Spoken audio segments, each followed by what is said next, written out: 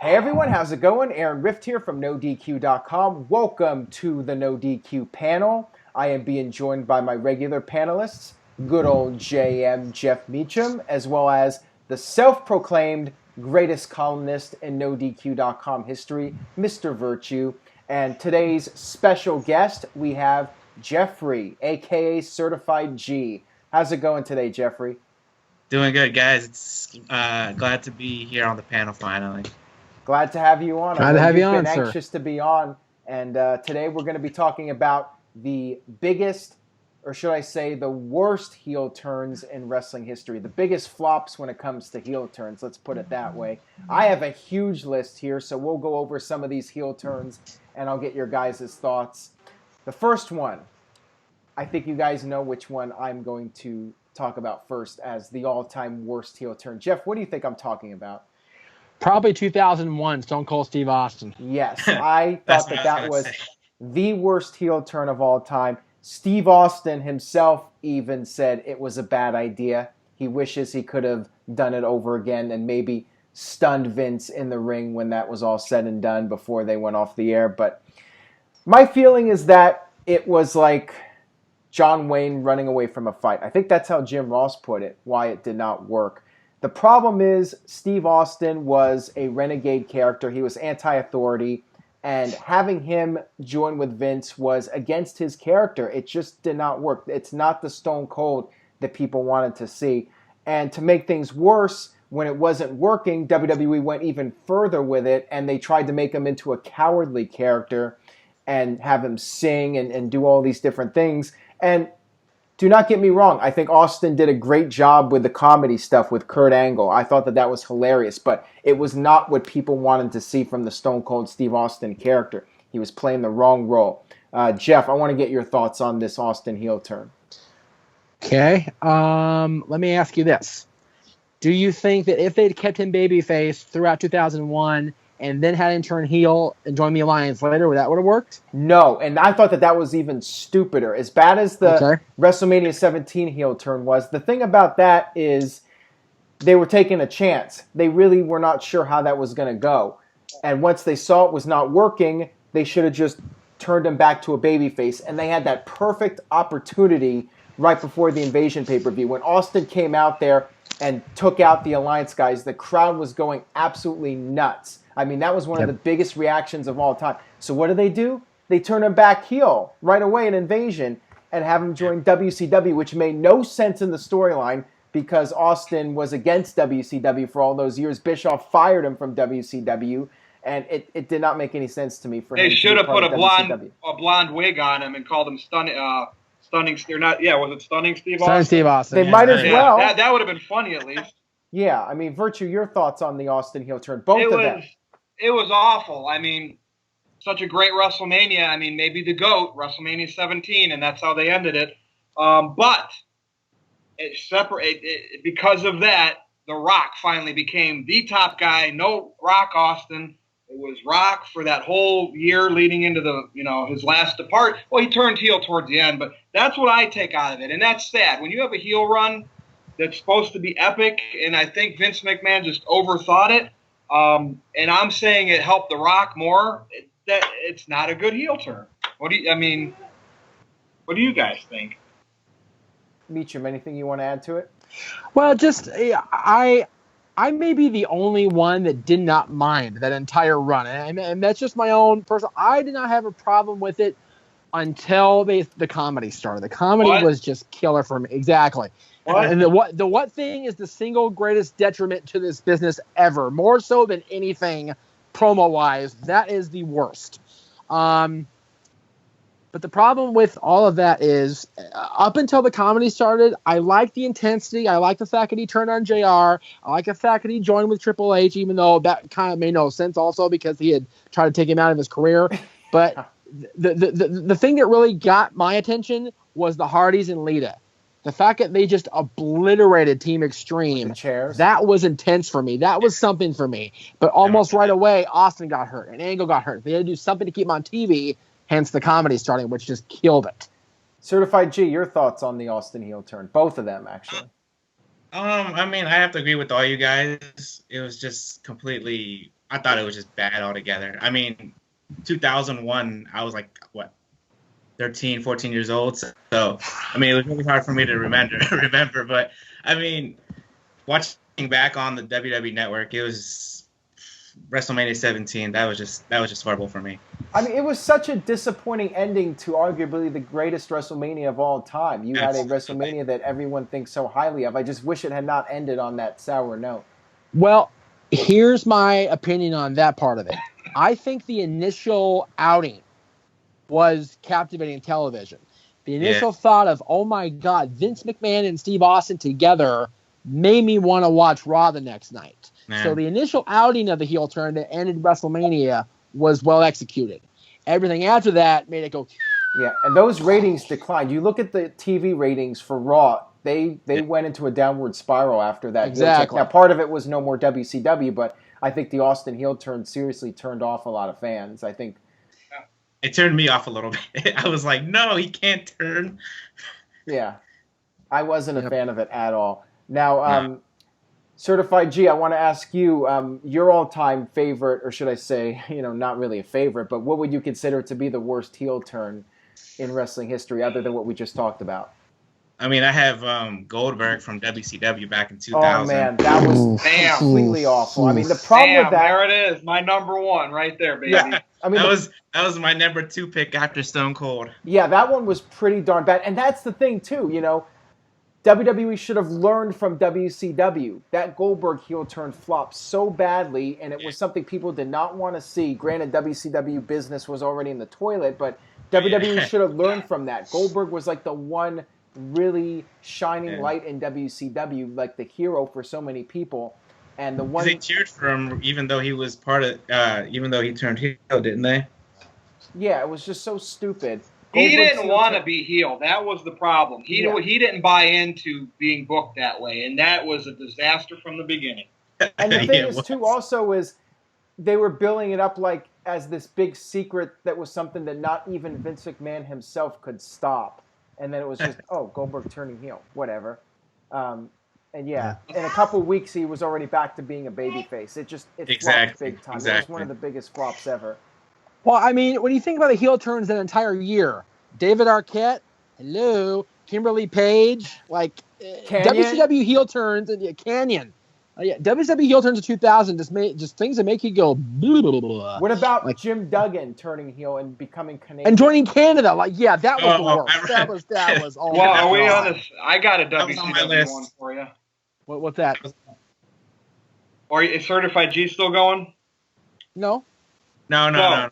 I was just saying that I had Jim Duggan on my list. So a cattle prod takes out Goldberg's streak, and Kevin Nash becomes the WCW World Champion, and then we get the finger poke of doom, giving the belt back to Hogan.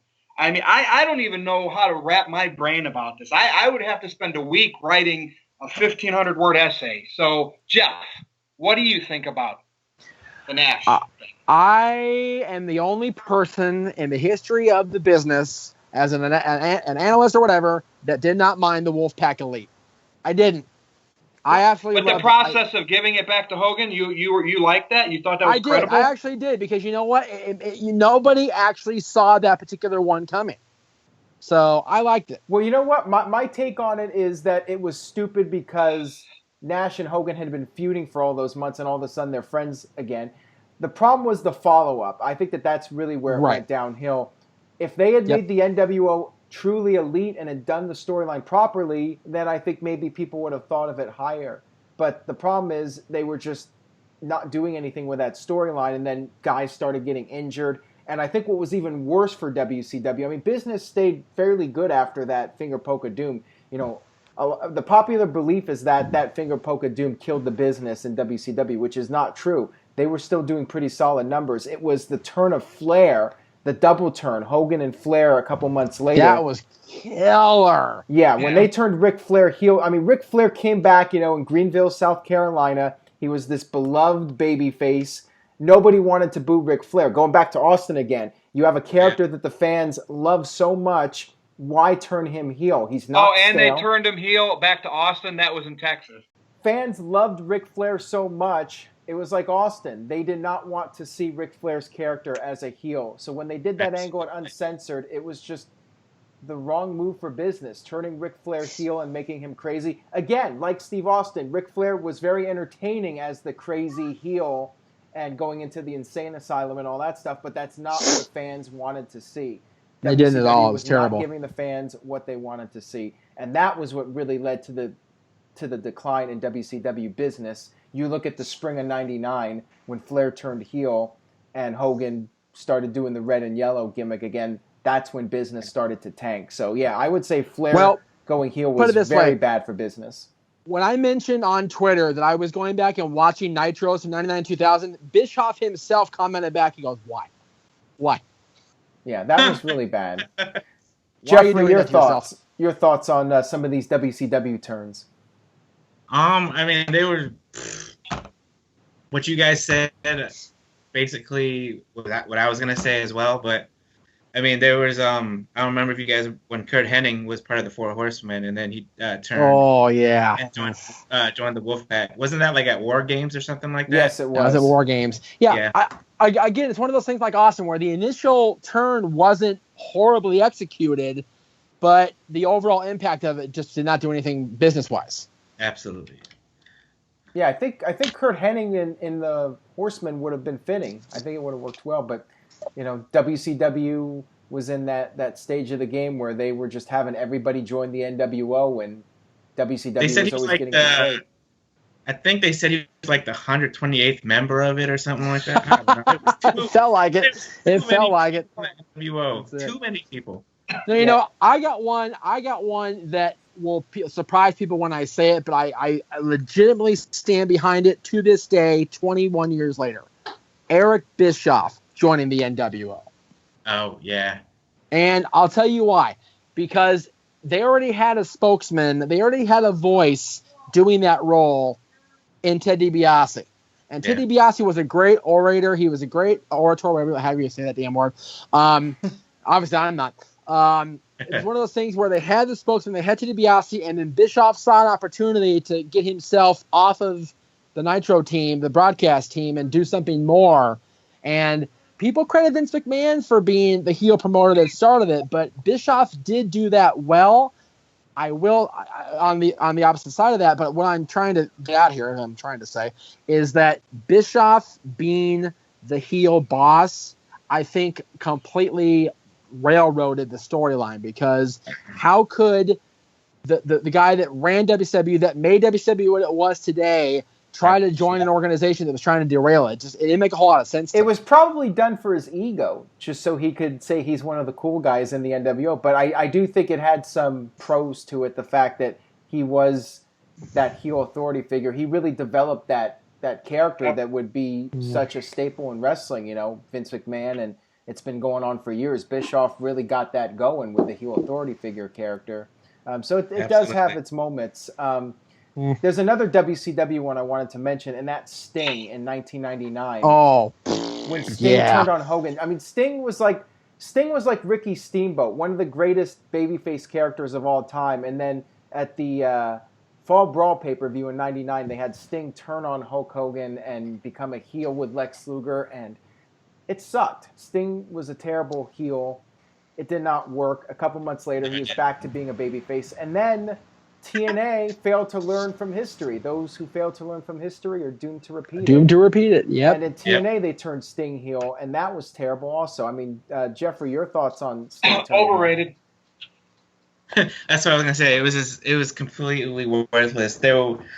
He should have just stayed a babyface. Everybody liked him, and, there's not much else I can say about it. Virtue, anything you want to add?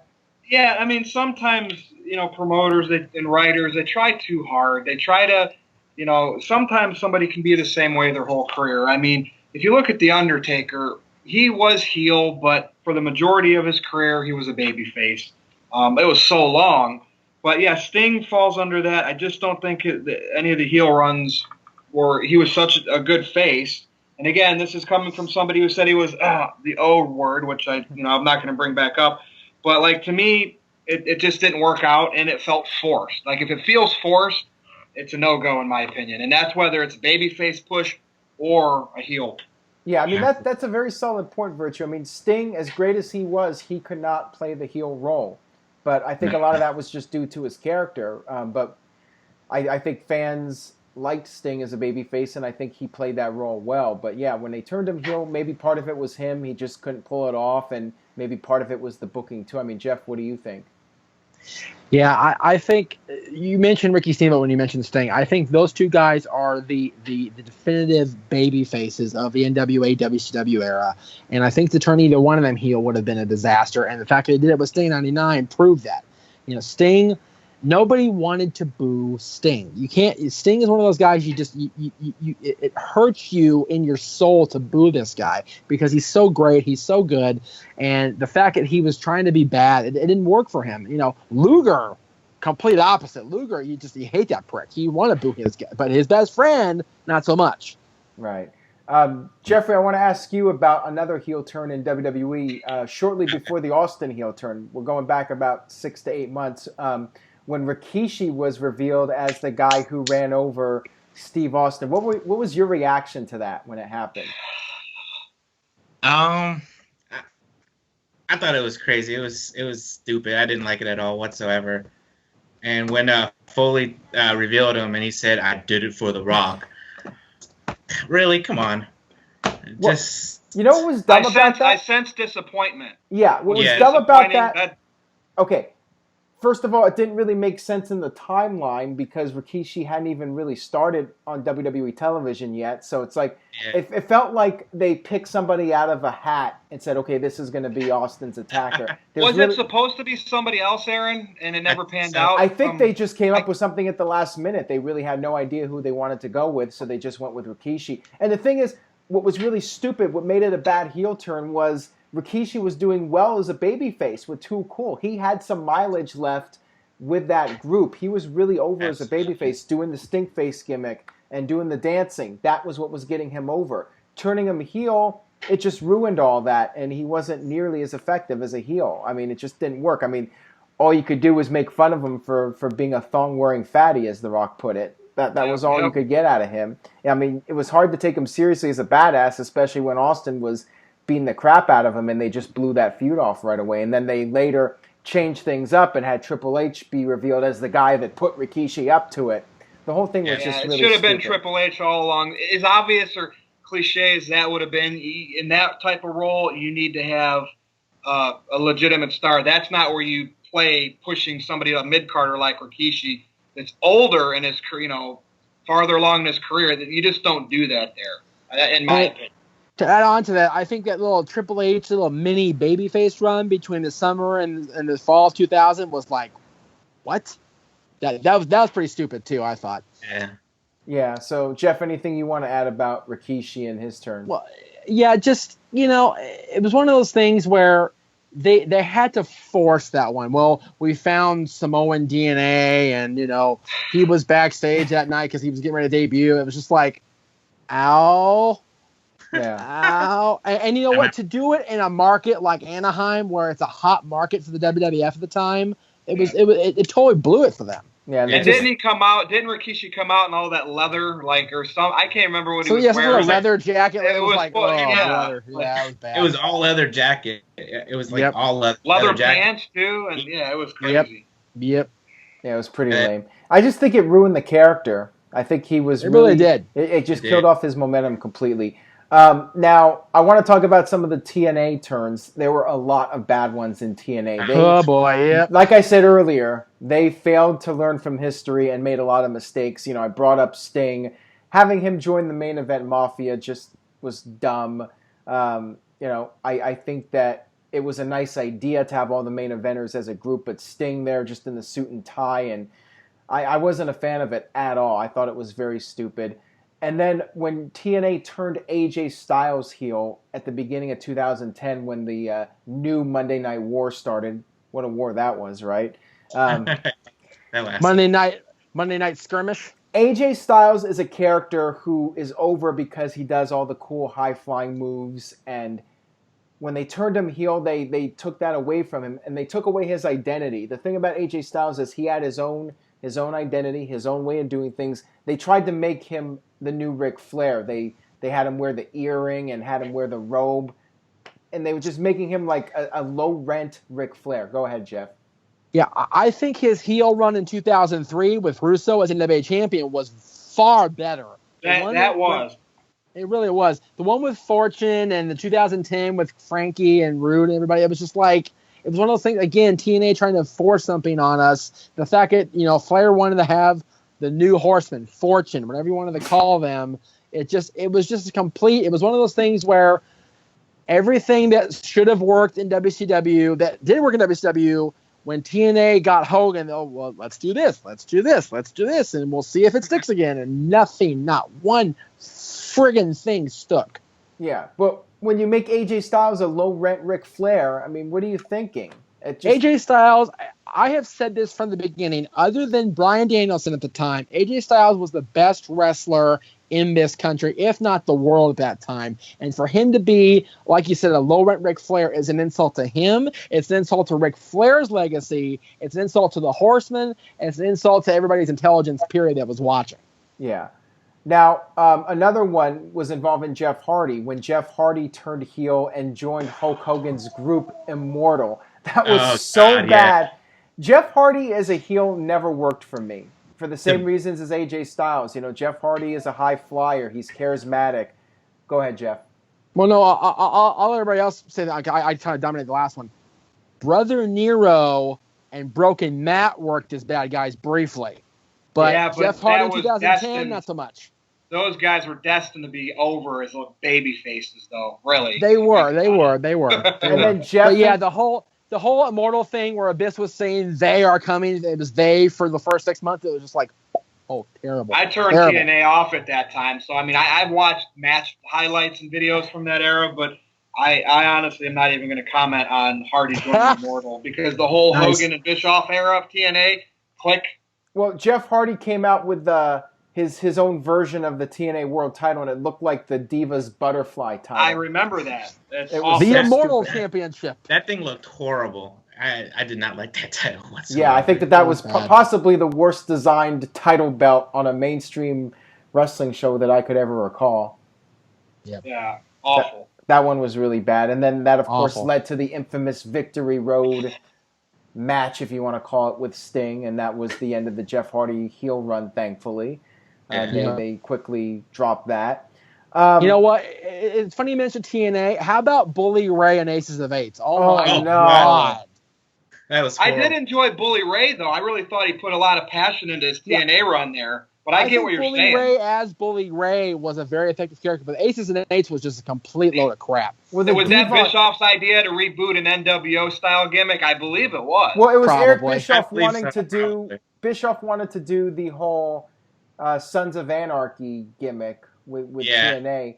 And they did that thing where Devon was revealed as the guy under the mask or whatever, and that was such a stupid reveal, such a stupid heel turn. I was not a fan of that at all.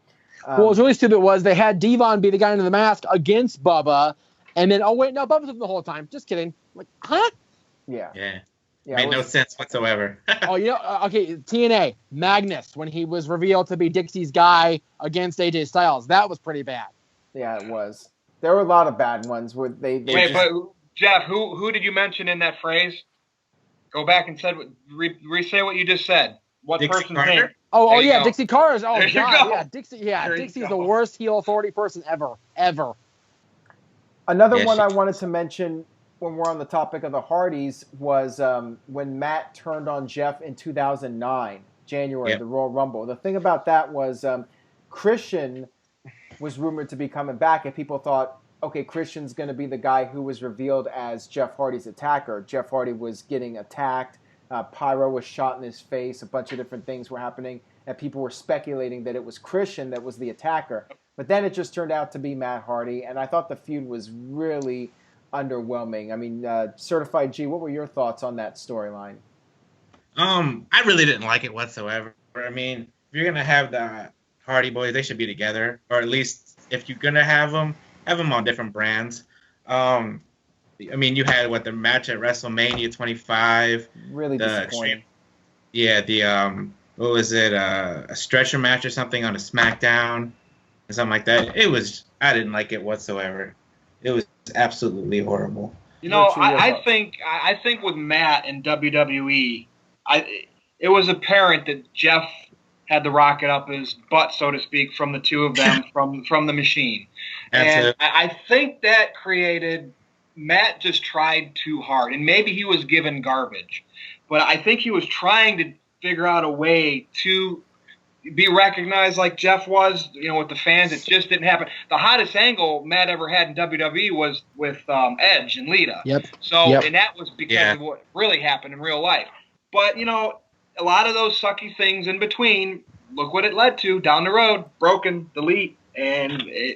So I guess for all the failures, I'm happy, I think everything about the Matt Hardy heel turn in 2009, which I'll get to in a second, let's sum up in one thing. I'll get to that in just 1 second. How about the Matt Hardy heel turn in 2001? That was the match. The match was that in 2001, or was there a 2004 heel turn too?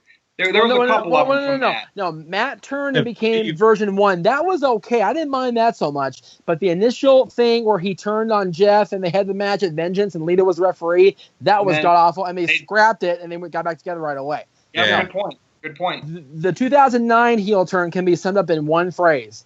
He turned on Jeff and helped Edge. Yeah.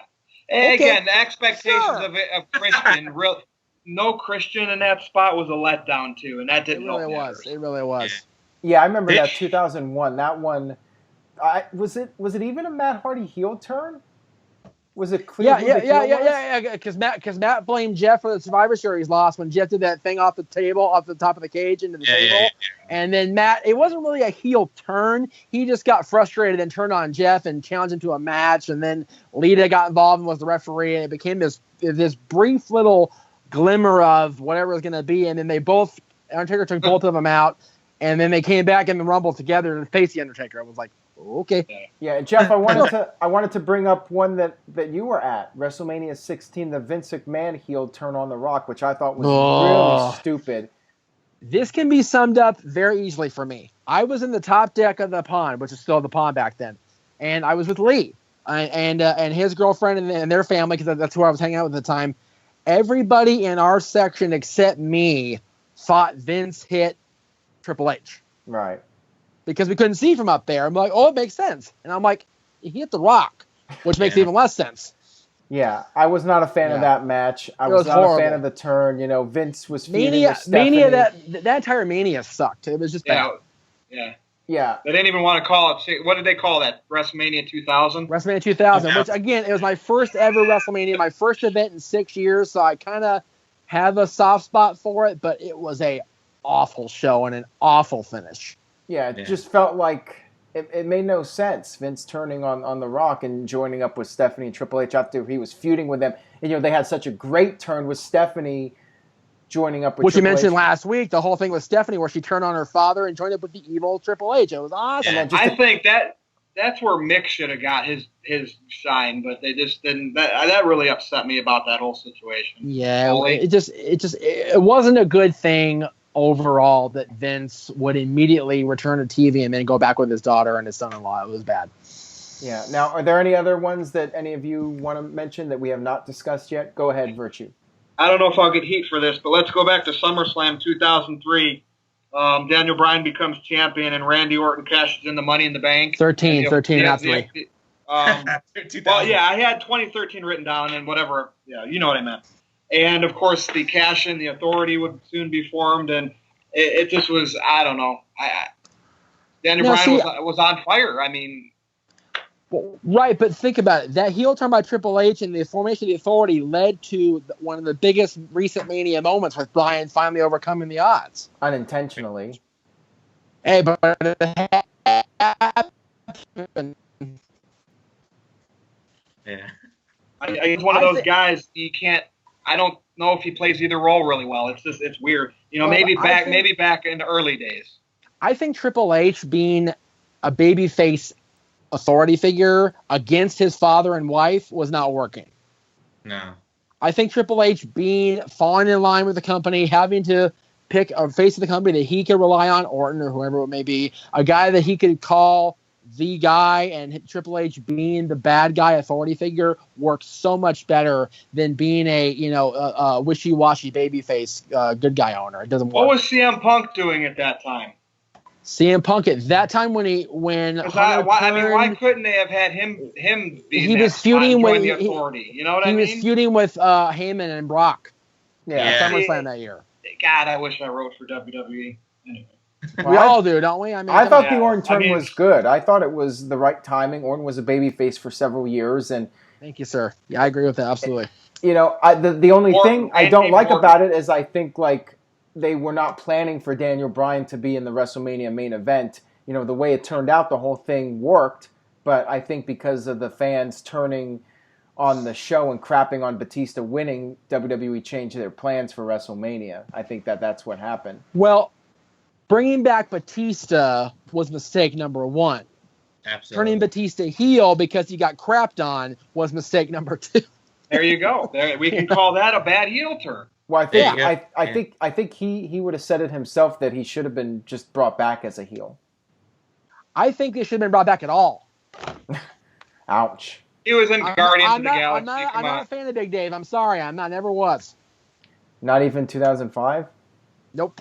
I was all about Triple H back then. This is why people follow Triple H. Virtue. I think all the heat's off of you on this video.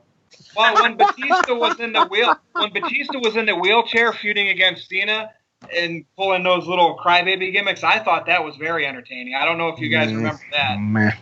That was great. That was some of his best promo work. But anyways, Certified G, anything else you want to add? Any other heel turns we have not talked about? Possibly the Big Show. I mean, you haven't Which turned one? heel. Huh? Which time? I don't know. Every single one of them turns that it's hard to. I don't know. There's so many of them. The one that sticks out in my mind the most is when he joined NWO Hollywood just to get at Kevin Nash and the Wolf. That one was really bad. That's actually that was a terrible heel turn. And okay, while we're on that topic too, not just the Giant turning, but a few weeks earlier when Bret Hart turned heel and joined Hollywood Hogan in the NWO. That just ruined Bret Hart. Bret was coming off the Montreal Screwjob. He was very sympathetic. People wanted to see Bret Hart succeed. WCW had this big star from WWE. Fans were feeling bad for Bret. They wanted to cheer for Bret. Fans wanted to see Bret versus Hogan.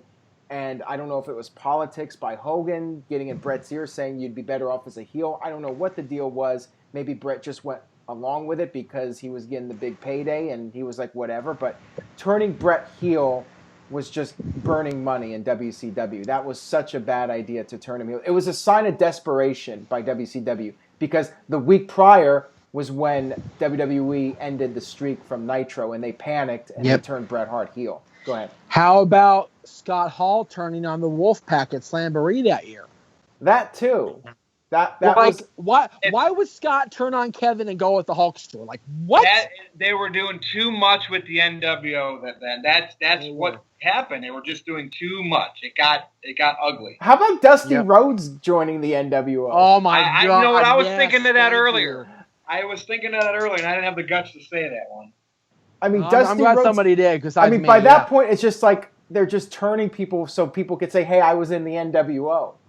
Yep. Even though exactly what it was whatsoever. I mean, when they first turned Bischoff, that was pretty shocking. But when they turned Dusty, by that point, so many guys were already in the NWO. We were talking about Kurt Hennig earlier. A lot of these heel turns were just done completely randomly, just for the sake of doing something shocking, and it just ruined a lot of these characters. Dusty Rhodes as a bad guy. Come on now. I think one of the worst ones of that, as far as joining the NWO, had to have been, and it wasn't really a heel turn necessarily because they were babyfaces, but Sting and Lex joining the NWO. Yeah, it was like they're NWO, and it's not. Sting is best. Awkward. It was awkward. I mean, it was very awkward. It wasn't a heel turn, but it was weird that after all those years of fighting the NWO, Sting is now a part of NWO, even if it was the babyface group version. Still wasn't too good of an idea. And yeah, of course, the Giant joining the NWO Randy really Savage dumb. joined the NWO after he had been blackballed. Remember that? Yeah, that was dumb too. I hated that also, even though it did lead to an awesome feud with DDP. I am telling you, every single NWO turn, joining, whatever, after Bischoff, the first one being Bagwell, everything post Bagwell just led to crap. I'm sorry. I love Marcus. He's one of our dear friends. But everything post Bischoff turning was the downfall of NWO. Everything after that. Yeah, I mean, a lot of them just made no sense whatsoever. And I dare say, with the exception of Randy Savage and Rodman, of course, because Rodman was a big superstar in the mainstream, every one of them that joined the NWO was not going to ever be a main event type acquisition. Absolutely not. Does anyone Scott remember Norton, this one? Masachono, Tenzin, Muda, those guys weren't going to be the main event NWO like Hogan, Hall, Nash, the Giant at the first time, X-Pac to a certain extent, Six, whatever you want to call him, and DiBiase and Bischoff. That core group, and maybe Savage afterwards if they had been done right and not been the way it was done, that could have worked for the NWO. But every NWO heel turn after that was kind of like, eh. Yeah, I agree. Virtue? And my buddy said, you refresh my memory on this one. He's like, this was bad. 2001 Undertaker, when he came out and forced JR's mouth on Vince's butt. Yeah, that was bad. Was that a full-fledged heel turn? That was indeed. I don't remember too much about that one. No, because basically, the previous week, JR had laughed at Vince for Austin beating him up when he was trying to have Austin kiss his butt. And Vince called JR into the ring, and JR said, "I'm not going to kiss your butt." And Undertaker came out and said, I've been here 11 years, whatever it was. I've seen every one of them go, and every one of them kiss their ass. Who kissed his ass the worst was me. So he turned to JR and goes, "So you're telling me you're not going to kiss his ass?" And JR goes, "Hell no, I'm not kiss his ass." And Undertaker goes, "Does that mean you're better than me?" And then you just I kind of remember JR that right one in the now. face. I was like, I thought Undertaker did a good job with it, but I feel like that heel turn was done just to balance out the heel and face turns. Oh, what about Kurt Angle joining the Alliance at the end? Or was that a setup? That was set up because Kurt helped the Alliance lose, caused the Alliance to lose his Survivor Series. Remember, he was the mole.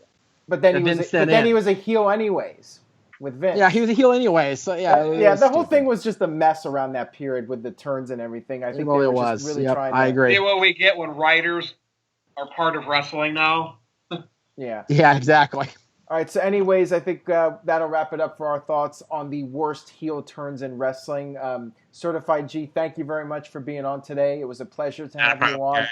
Anything you would like to plug? Anything you would like to promote out there to the viewers? Not really. I mean, you can follow me on Instagram at certified_G1988, and that's about it. All right, right on. And, of course, Jeff Meacham is on Twitter at _Jeff Meacham. And Instagram. I think we're all on Instagram, right? Are you Virtue?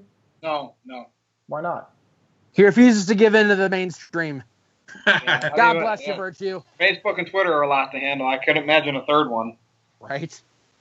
So it's it's NoDQ_Virtue on Instagram. Yeah, and if not put something in Instagram, the comments, if we missed something, like Tatanka joining $1 Million Man, or just little things like that. That was a good heel turn. I'm just saying though, put them in the comments if we missed something good. All right, yeah. Let us know what you thought were the worst heel turns, or what you might have disagreed in this video.